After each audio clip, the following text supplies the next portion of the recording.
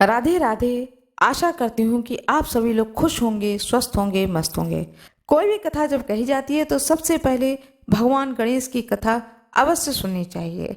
तो मैं सबसे पहले भगवान गणेश की कथा सुनाने जा रही हूँ। भगवान गणेश की जय हो, माता पार्वती की जय हो, भोले बाबा की जय हो। अब मैं आप लोगों को सुनाने जा रही हूँ भगवान गणेश की कथा। जब गणपति ने किया सारे देवताओं को यज्ञ में निमंत्रित, एक बार भगवान शिव के मन में बड़े यज्ञ के अनुष्ठान का विचार आया। विचार आते ही वे शीघ्र यज्ञ आरंभ करने की तैयारियों में जुट गए। सारे गणों को यज्ञ अनुष्ठान की अलग अलग जिम्मेदारियां सौंप दी गईं। सबसे बड़ा काम था यज्ञ में सारे देवताओं को आमंत्रित करना। आमंत्रण भेजने के लिए पात्र व्यक्ति का चुनाव किया जाना था, जो समय रहते सभी लोकों में जाकर वहां के देवताओं को ससम्मान निमंत्रण दे आए। ऐसे में किसी ऐसे व्यक्ति का चयन किया जाना था जो तेजी से जाकर ये काम करें। लेकिन भगवान शिव को यह भी डर था कि कहीं आमंत्रण देने की जल्दी में देवताओं का अपमान न हो जाए। इसलिए उन्होंने इस काम के लिए गणेश जी का चयन किया। गणेश जी बुद्धि और विवेक के देवता हैं। वे जल्दबाजी में भी कोई गलती नहीं करेंगे। यह सोचकर शिव जी ने गणपति को बुलाया और उन्हें समस्त देवी देवताओं को आमंत्रित करने का काम सौंपा। गणेश जी ने इस काम को संघर्ष स्वीकार किया, लेकिन उनके साथ समस्या यह थी कि उनका वाहन चूहा था जो बहुत तेजी से चल नहीं सकता था। गणेश जी काफी देर तक चिंतन किए कि किस तरह से सभी लोगों में जाकर आदर पूर्वक सारे देवताओं को यज्ञ में शामिल होने का आमंत्रण दिया जाए। बहुत विचार करने के बाद उन्होंने सारे आमंत्रण पत्र उठाए और पूजन सामग्री लेकर ध्यान में बैठे शिव जी के सामने बैठ गए। गणेश जी ने विचार किया कि यह तो सत्य है कि सारे देवताओं का वास भगवान शिव में है। उनको प्रसन्न किया तो सारे देवता प्रसन्न हो जाएंगे। यह सोच करके गणेश जी ने शिव जी का पूजन किया और सारे देवताओं का आवाहन करके सभी आमंत्रण पर शिव को ही समर्पित कर दिए। सारे आमंत्रण देवताओं तक स्वतः ही पहुंच गए और सभी यज्ञ में नियत समय पर ही पहुंच गए। इस तरह गणेश जी ने एक मुश्किल काम को अपनी बुद्धिमानी से आसान कर दिया। भगवान गणेश की जय हो, सभी देवी देवताओं की जय हो, भगवान शिव की जय हो, माता पार्वती की जय हो। भगवान गणेश की पौराणिक कथा। वैसे तो गणेश जी की गज आकृति को लेकर सबसे ज्यादा सुनी सुनाई जाने वाली कथा तो यही है कि पार्वती जी ने नहाने से पहले एक बालक की आकृति बनाकर उसमें प्राण डाल दिए और उसे पहरे पर बैठा दिया, जिसका सिर भगवान शिव ने काटा था। और फिर पार्वती के क्रोध को शांत करने के लिए एक हाथी के बच्चे का सिर जोड़ दिया। लेकिन कुछ पुराणों में इसके अलग अलग संदर्भ भी मिलते हैं। ब्रह्मवर्त पुराण में कथा कुछ अलग ही है। कथा कुछ ऐसी है कि एक बार भगवान शिव के शिष्य शनि देव कैलाश पर्वत पर आए। उस समय भगवान शिव ध्यान में थे तो शनि देव सीधे पार्वती जी के दर्शन के लिए पहुंच गए। तब पार्वती जी बालक गणेश के साथ बैठी थी। बालक गणेश का मुख सुंदर और हर तरह के कष्ट को भुला देने वाला था।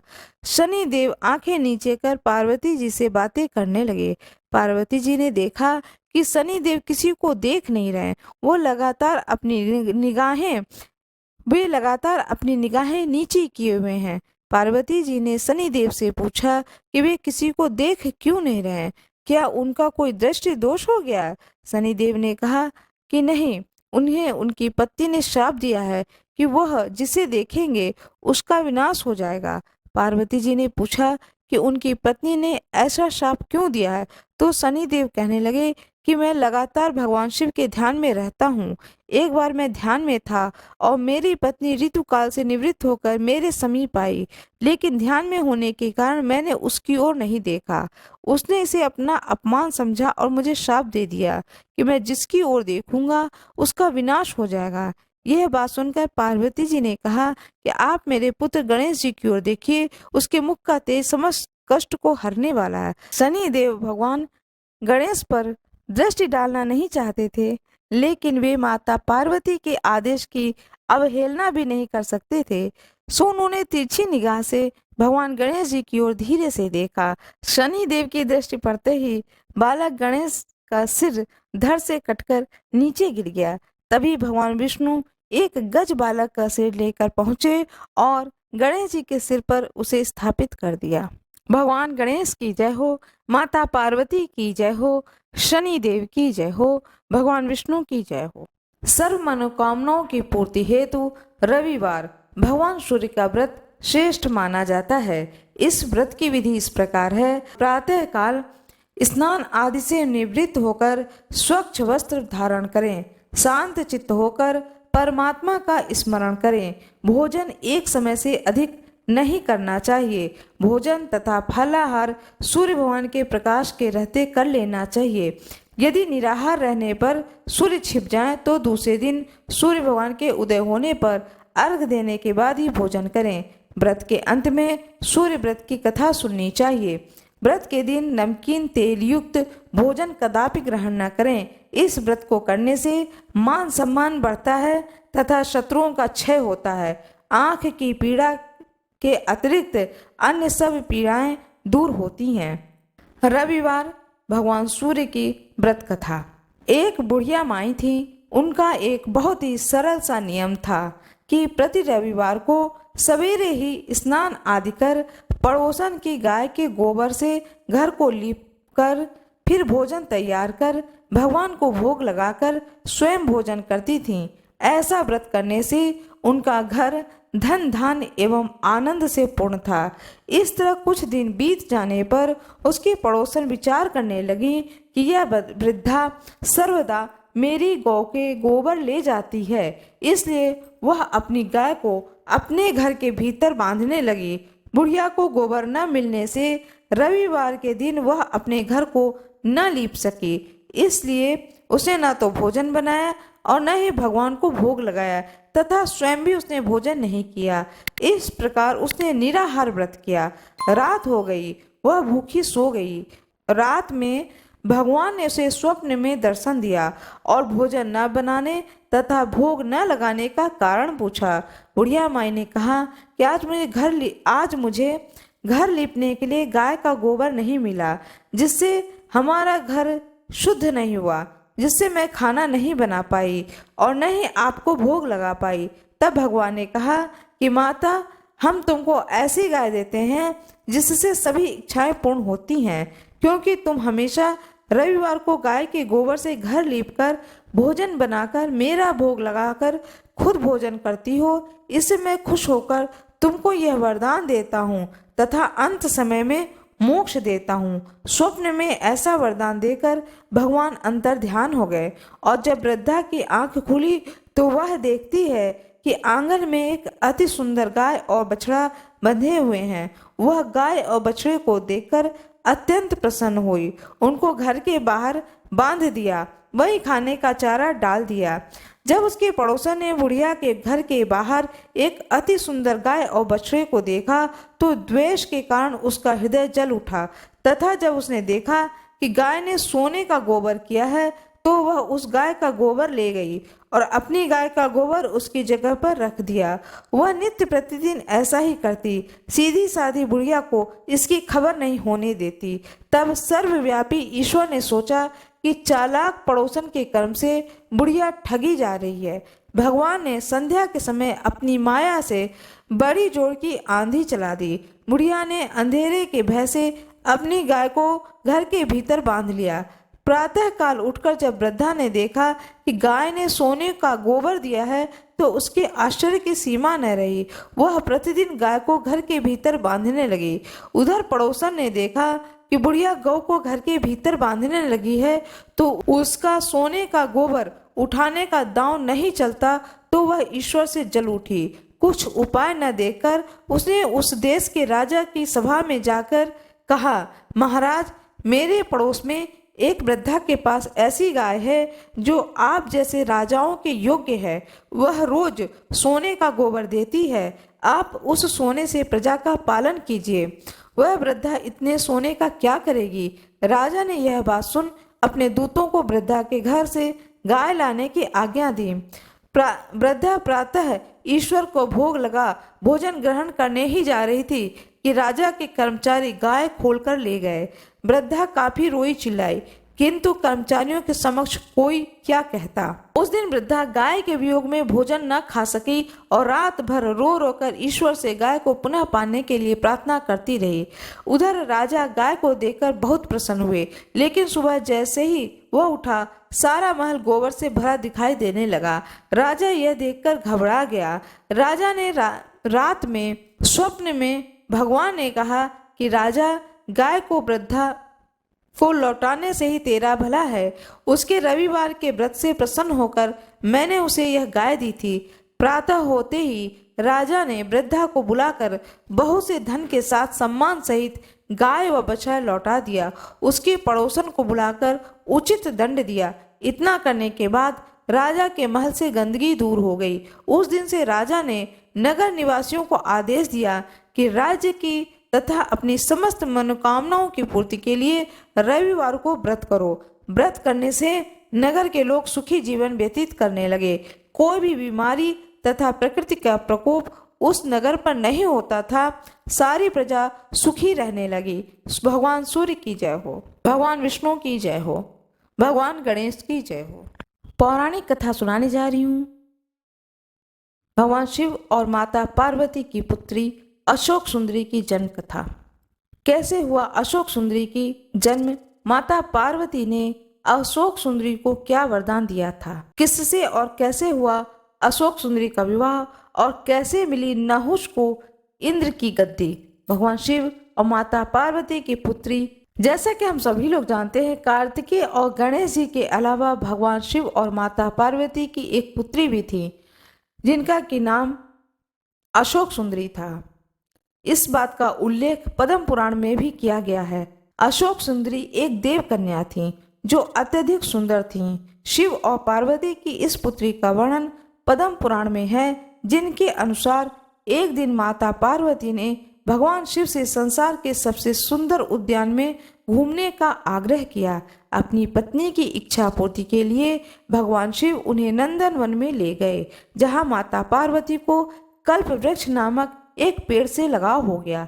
कल्प वृक्ष मनोकामनाएं पूर्ण करने वाला वृक्ष था, अतः माता उसे अपने साथ कैलाश ले आई और एक उद्यान में स्थापित कर दिया। एक दिन माता अकेले ही अपने उद्यान में सैर कर रही थीं, क्योंकि भगवान भोलेनाथ अपने ध्यान में लीन थे। माता को अकेलापन महसूस होने लगा, इसलिए अपने अकेलेपन दूर करने के लिए उन्होंने एक पुत्री की इच्छा व्यक्त की। तभी माता को कल्प वृक्ष का ध्यान आया, जिसके पश्चात वह उसके पास गई और एक पुत्री की कामना की। चूंकि कल्प वृक्ष मनोकामना पूर्ति करने वाला वृक्ष था, इसलिए उसने तुरंत ही माता की इच्छा की पूरी कर दी, जिसके फलस्वरूप उन्हें एक सुंदर कन्या मिली, जिसका नाम उन्होंने अशोक सुंदरी रखा। उसे सुंदरी इससे कहा गया क्योंकि वह बेहद खूबसूरत थी। माता पार्वती ने अशोक सुंदरी को वरदान दिया। माता पार्वती अपनी पुत्री को प्राप्त कर बहुत प्रसन्न हुई, इसलिए माता ने अशोक सुंदरी को यह वरदान दिया था कि उनका विवाह देवराज इंद्र जितने शक्तिशाली युवक से होगा। अशोक सुंदरी का विवाह ऐसा माना जाता है कि चंद्रवंशीय नहुष के साथ होना तय था। एक बार अशोक सुंदरी अपनी सखियों के संग नंदन वन में विचरण कर रही थीं। तभी वहां हुंड नामक एक राक्षस आया। वह अशोक सुंदरी पर मोहित हो गया, उससे विवाह करने का प्रस्ताव रख दिया। तब अशोक सुंदरी ने उसे भविष्य में उसके पूर्व नियत विवाह के संदर्भ में बताया। यह सुनकर हुंड क्रोधित हो उठा। उसने कहा कि वह नहुष का वध करके उससे विवाह करेगा। राक्षस की दृढ़ता देखकर अशोक सुंदरी ने उसे श्राप दिया कि उसकी मृत्यु उसके पति के हाथों से ही होगी। तब उस दुष्ट राक्षस ने नहुष को ढूंढने निकल पड़ा और उसका अपहरण कर लिया। जिस समय हुंड ने नहुष को अगवा किया था, उस वक्त वह बालक थे। राक्षस की एक दासी ने किसी तरह राजकुमार को बचाया और ऋषि वशिष्ठ के आश्रम में ले आई, जहां उसका पालन पोषण हुआ। जब राजकुमार बड़े हुए तब उन्होंने हुंड का वध कर दिया, जिसके पश्चात माता पार्वती और भोलेनाथ के आशीर्वाद से उनका विवाह अशोक सुंदरी के साथ संपन्न हुआ। बाद में अशोक सुंदरी को ययाति जैसा वीर पुत्र और 100 रूपवान कन्याओं की प्राप्ति हुई। इंद्र के घमंड के कारण उन्हें श्राप मिला कि उनका पतन होगा और उनके अभाव में नहुष को अस्थायी रूप से स्वर्ग की गद्दी दी जाएगी। इसके बाद भगवान इंद्र को पुनः उनकी गद्दी वापस मिल जाएगी। भगवान शंकर की जय हो, माता पार्वती की जय हो, अशोक सुंदरी की जय हो, भगवान गणेश की जय हो। आज मैं आप लोगों को एक पौराणिक कथा सुनाने जा रही हूँ। श्राद्ध में भगवान श्री राम अपनी पत्नी सीता जी के साथ में पिता दशरथ जी का श्राद्ध करने गया धाम पहुंचे थे। वह पौराणिक कथा सुनाने जा रही हूँ। भगवान श्री राम अपनी पत्नी सीता जी के साथ में पिता दशरथ का श्राद्ध करने गया धाम पहुंचे। श्राद्ध कर्म करने के लिए आवश्यक सामग्री लाने के लिए भगवान राम अपने भाई लक्ष्मण के साथ चले गए। तब तक राजा दशरथ की आत्मा ने पिंड की मांग कर दी। फाल्गुन नदी तट पर अकेले बैठी सीता जी अत्यंत असमंजस में पड़ गईं। माता सीता जी ने फाल्गुन नदी, गाय, वटवृक्ष और केतकी के फूल को साक्षी मानकर पिंडदान कर दिया। जब भगवान श्री राम आए तो उन्हें पूरी कहानी सुनाई, परंतु भगवान राम को विश्वास नहीं हुआ। जिन्हें साक्षी मानकर पिंडदान किया था उन सबको सामने लाया गया। पंडा, फल्गु नदी, गाय और केतकी के फूल ने झूठ बोल दिया, परंतु अक्षयवट ने सत्यवादिता का परिचय देते हुए माता की लाज रख ली। इससे क्रोधित होकर माता सीता ने फल्गु नदी को श्राप दे दिया कि तुम सदा सूखी रहोगी, जबकि गाय को मैला खाने का, जूठा खाने का श्राप दे दिया। केतकी के फूल को पितृ पूजन में निषेध किया गया। बट वृक्ष पर प्रसन्न होकर के सीता जी ने उसे सदा दूसरों की छाया प्रदान करने के व लंबी आयु का वरदान दिया। फिर उन्होंने अपने ससुर दशरथ जी को मनि मन प्रणाम करके उन्हें निमंत्रण दिया कि कृपया आप आएं और बताएं अपने पुत्र राम जी को कि मैंने आपको पिंड दान किया है। तब स्वयं दशरथ जी आए और धरती के नीचे से अपने दोनों हाथ को बाहर निकाले। वह आज भी पत्थर के रूप में 2 हाथ जमीन से निकले हुए हैं। उस स्थान को विष्णुपद कहा जाता है। स्वयं साक्षी बने दशरथ जी कि हाँ, माता सीता ने उन्हें पिंडदान किया है। इस चीज को देख करके भगवान राम माता सीता पर अत्यधिक प्रसन्न हुए और स्वयं दशरथ जी ने भी माता सीता को अत्यंत प्रसन्न होकर के आशीर्वाद दिया। वट वृक्ष अभी भी तीर्थयात्रियों को छाया प्रदान करता है। आज भी फल्गु तट पर स्थित सीता कुंड में बालू का पिंडदान करने की क्रिया परंपरा संपन्न होती है। जय माता दी। राधे राधे। जय श्री गया जी की, हरि विष्णु जी की जय हो। अब मैं आप लोगों को सुनाने जा रही हूँ पितृपक्ष की पौराणिक कथा। कहा जाता है कि जब महाभारत के युद्ध में दानवीर कर्ण का निधन हो गया और उनकी आत्मा स्वर्ग पहुंच गई, तो उन्हें नियमित भोजन की बजाय खाने के लिए सोना और गहने दिए गए। इस बात से निराश होकर कर्ण की आत्मा ने इंद्रदेव से इसका कारण पूछा। तब इंद्र ने कर्ण को बताया कि आपने अपने पूरे जीवन में सोने के आभूषणों को दूसरों को दान किया, लेकिन कभी भी अपने पूर्वजों को कुछ भी नहीं किया। आपने कोई भी श्राद्ध कर्म नहीं किए। तब कर्ण ने उत्तर दिया कि वह अपने पूर्वजों के बारे में नहीं जानता है। इस बात को सुनने के बाद भगवान इंद्र ने उन्हें 15 दिनों की अवधि के लिए पृथ्वी पर वापस जाने की अनुमति दी, ताकि वह अपने पूर्वजों को भोजन दान कर सकें। इसी 15 दिन की अवधि को पितृपक्ष के रूप में जाना जाता है। अब मैं दूसरी कहानी सुनाने जा रही हूँ। पितृपक्ष की पौराणिक कथा। पौराणिक कथा के अनुसार जोगे तथा भोगे दो भाई थे। दोनों अलग अलग रहते थे। जोगे धनी था और भोगे निर्धन था। दोनों में परस्पर बड़ा प्रेम था। जोगे की पत्नी को धन का अभिमान था, किंतु भोगे की पत्नी बड़ी सरल हृदय थी। पितृपक्ष आने पर जोगे की पत्नी ने उससे पितरों का श्राद्ध करने के लिए कहा, तो जोगी इसे व्यर्थ का कार्य समझकर टालने की चेष्टा करने लगा, किंतु उसकी पत्नी समझती थी कि ऐसा नहीं करेंगे तो लोग बातें बनाएंगे। फिर उसे अपने मायके वालों को दावत पर बुलाने और अपनी शान दिखाने का यह उचित अवसर लगा। अतः वह बोली कि आप शायद मेरी परेशानी की वजह से ऐसा कह रहे हैं, किंतु इसमें मुझे कोई परेशानी नहीं होगी। मैं भोगे की पत्नी को बुला लूंगी, दोनों मिलकर सारा काम कर लेंगे। फिर उसने जोगे को अपने पीहर न्योता देने के लिए भेज दिया। दूसरे दिन उसके बुलाने पर भोगे की पत्नी सुबह सवेरे आकर काम में जुट गई। उसने रसोइये तैयार किए, अनेक पकवान बनाए, फिर सभी काम निपटाकर अपने घर आ गई। आखिर उसे भी तो पितरों का श्राद्ध तर्पण करना था। इस अवसर पर न जोगे की पत्नी ने उसे रोका, न वह रुकी। शीघ्र ही दोपहर हो गई। पितर भूमि पर उतरे। जोगे भोगे के पितर पहले जोगे के यहाँ गए तो क्या देखते हैं कि उसके ससुराल वाले वहाँ भोजन पर जुटे हुए हैं। निराश होकर वे भोगे के यहाँ आए। वहाँ क्या था, मात्र पितरों के नाम पर अगियारी दे दी गई थी। पितरों ने उसकी राख चाटी। भूखे ही नदी के तट पर जा पहुँचे। थोड़ी देर में सारे पितर इकट्ठा हो गए और अपने अपने यहाँ के श्राद्धों की बड़ाई करने लगे।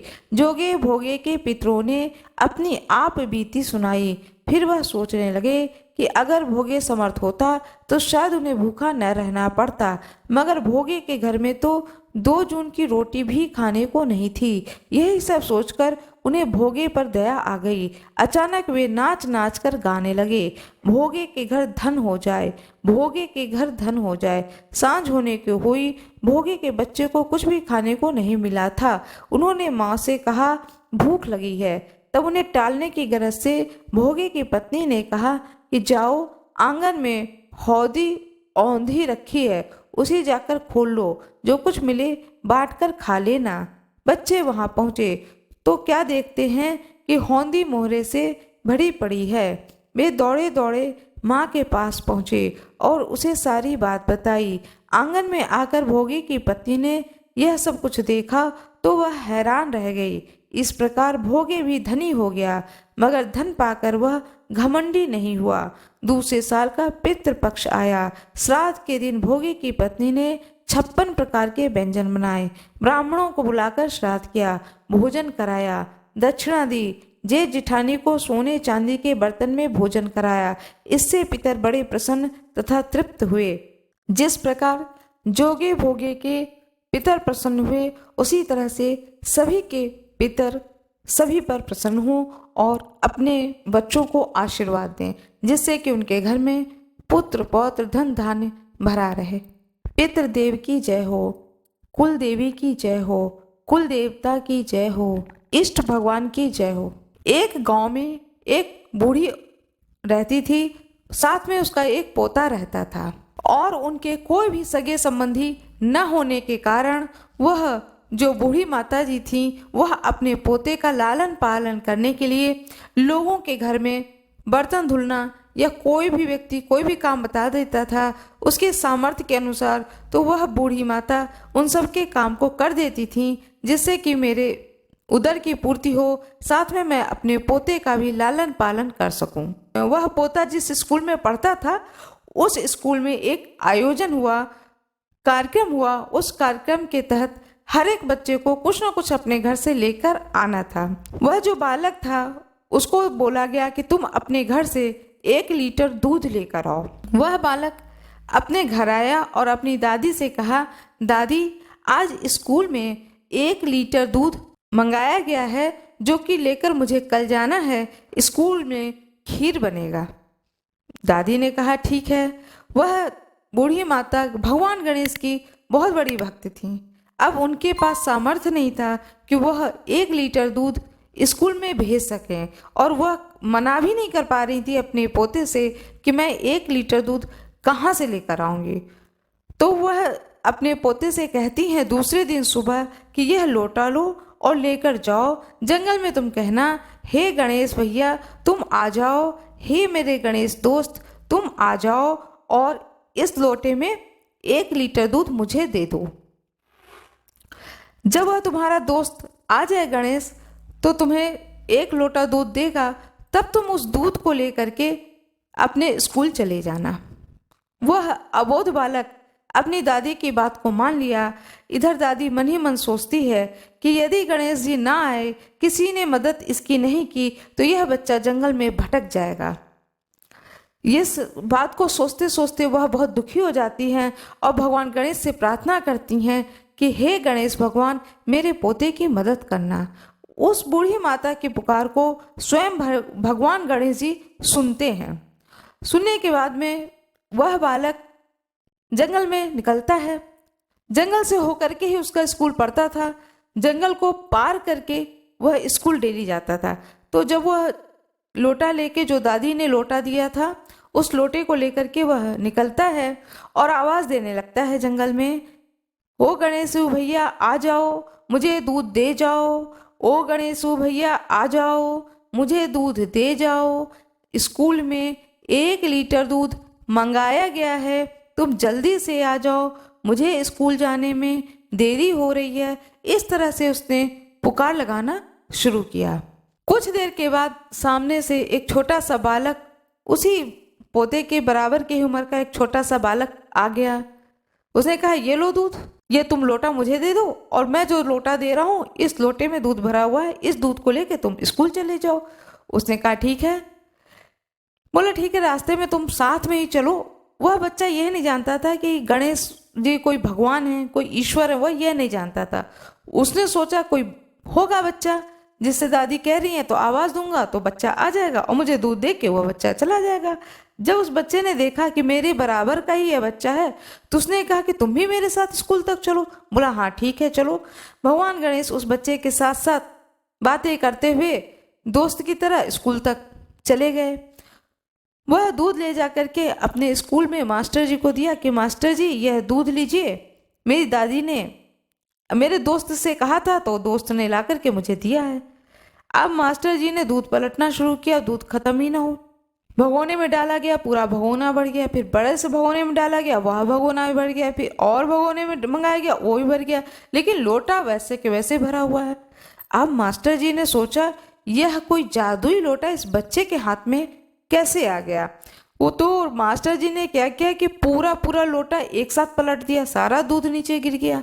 फिर जब वापस लोटा ठीक किया, सीधा किया, तो फिर उसमें दूध आ गया। बहुत परेशान हो गए मास्टर जी। अब उन्होंने कहा कि यह लोटा हम लोग रख लेते हैं, यह बच्चा तो नासमझ है, इसे यह लोटा वापस नहीं करेंगे। जब छुट्टी हो गई, खीर बना, प्रसाद बना, सबको भोग लगा, गणेश जी का भी भोग लगा, सभी बच्चों ने खाया, उस बालक को भी दिया गया। जब बच्चा लौटने लगा तो उसने कहा मास्टर जी वह लोटा दे दो, मेरे दोस्त का है, मैं उसे वापस करूँगा। बोले ठीक है, तुम वापस करोगे तो ये लोटा ले लो और हम भी तुम्हारे साथ में चलेंगे, तुम्हारे दोस्त से मैं मिलना चाहता हूँ। बोला ठीक है मास्टर जी, आप भी मिल लेना। कहाँ रहता है? वह तो जंगल में रहता है, मैं जब आवाज़ देता हूँ तो वह आ जाता है। बोले ठीक है। अब वह लोटा लेकर के बच्चा आगे आगे चले, पीछे पीछे मास्टर जी लोग चले। अब बच्चे ने आवाज़ लगाने शुरू की, ओ गणेश ओ भैया आ जाओ, ओ मेरे दोस्त आ जाओ, अपना लोटा ले जाओ, अपना लोटा ले जाओ। बहुत आवाज़ लगाई, बहुत आवाज़ लगाई, अंधेरा होने लगा, लेकिन भगवान गणेश जी उस बच्चे के सामने नहीं आए। अब वह बच्चा घर पहुंचा, मास्टर जी लोग अपने अपने घर को लौट गए। दूसरे दिन वह जब बालक स्कूल गया, मास्टर जी ने उसकी बहुत पिटाई करी, बहुत पिटाई करी। कहा झूठ बोलते हो, बेवकूफ़ बनाते हो, तुम्हारे साथ तो कोई ऐसा बालक नहीं था, कल तो हम लोग सब लोग साथ में ही गए थे। उसने कहा नहीं महाराज, नहीं मास्टर जी, वह बच्चा है, मेरा दोस्त है। कहा ठीक है, आज तुम फिर आवाज़ लगाना। उसने कहा ठीक है गुरुजी। अब फिर वो बच्चा लौटा, साथ में पूरे मास्टर जी लोग भी, सब लोग साथ में आए। दोपहर का समय था। फिर उस बच्चे ने आवाज़ लगाई। जब बहुत आवाज़ लगाई तो गणेश भगवान प्रकट हुए, उसी बालक रूप में प्रकट हुए और बोले, क्या बात है, क्यों तुम आवाज़ मुझे लगा रहे हो? बोले, कल तुम नहीं आए थे और मैं घर चला गया। दूसरे दिन सुबह जब आज मैं स्कूल गया हूँ तो मुझे मास्टर जी ने बहुत मारा है। कहते हैं कि वह जो तुमने लोटे में दूध दिया था वह कोई जादुई लोटा है, उसमें से दूध खत्म ही नहीं होता है। तुमने कौन सा लोटा दे दिया था मुझको? बोले, गणेश भगवान बोले, तुमने वो लोटा क्या किया? बोले, वो घर में रखा हुआ है, दादी माँ के पास वो रखा हुआ है। बोले, ठीक। अब उस बच्चे ने कहा, मास्टर जी देखिए, मेरा दोस्त आ गया है। मास्टर जी बोले, कहाँ दोस्त है? हमको तो कोई दिखाई नहीं दे रहा। बोले, मास्टर जी सामने खड़ा है मेरा मित्र, गणेश जी मेरा मित्र खड़ा है, तुम्हें दिखाई नहीं दे रहा? बोले, नहीं नहीं, हमें बिल्कुल दिखाई नहीं दे रहा। ये तो मैं देख रहा हूं कि तुम किसी से बात कर रहे हो, लेकिन कौन सामने खड़ा वो मुझे नहीं दिख रहा है। इसके बाद उसने अपने दोस्त गणेश जी से प्रार्थना करी कि क्या बात है दोस्त, तुम मुझे दिख रहे हो, मेरे मास्टर जी को नहीं दिख रहे हो। यदि तुम उन्हें नहीं दिखोगे तो ये मेरी पिटाई फिर करेंगे। वह बालक डर गया और उसने गणेश जी से कहा, भाई दिख जाओ। अब गणेश भगवान बालक के रूप में, लेकिन अद्भुत अलौकिक, चेहरे पे एक विशेष तेज था उस बालक के चेहरे पर। उस तेज को देख करके जितने मास्टर जी थे, जो भी थे, टीचर्स का जो ग्रुप था, सब लोग देख करके दंग रह गए। उन लोगों ने प्रणाम किया, साष्टांग दंडवत होकर प्रणाम किया और कहा कि ऐसा अद्भुत और अलौकिक बालक तो हम लोगों ने जीवन में कभी नहीं देखा है। यह निश्चित कोई इंसान नहीं है, यह कोई देवता ही है।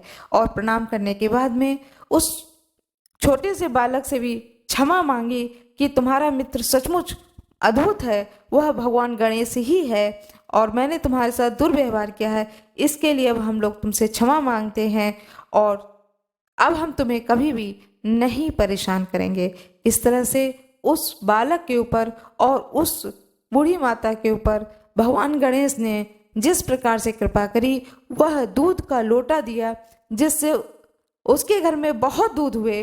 बूढ़ी माता ने उस दूध को बहुत, अब जिस बर्तन में रखती थी वह बर्तन भर जाता था, इतना दूध वो क्या करती, तो बूढ़ी माता ने दूध बेचना शुरू किया और दूध बेच बेच करके उनके घर में धन और संपत्ति की, वैभव, यह सारी चीज़ों की प्राप्ति होने लगी। जिस प्रकार से भगवान गणेश जी ने उस बूढ़ी माता पर कृपा करी, उनके घर में धन और वैभव को दिया, उस बालक पर कृपा करी कि सभी लोग उस बालक पर प्रसन्न हो गए, उसी तरह से हर एक व्यक्ति पर भगवान गणेश की कृपा बनी रहे। मेरा ये वीडियो कैसा लगा कृपया कमेंट बॉक्स में ज़रूर बताएं। कमेंट बॉक्स में राधे राधे अवश्य लिख दें। वीडियो को लाइक करना ना भूलें। चैनल को सब्सक्राइब अवश्य कर दें। कृपया बेल आइकन ज़रूर दबा दें। जो कोई भी मेरे वीडियो पर नए हों कृपया वीडियो को लाइक ज़रूर कर दें। धन्यवाद।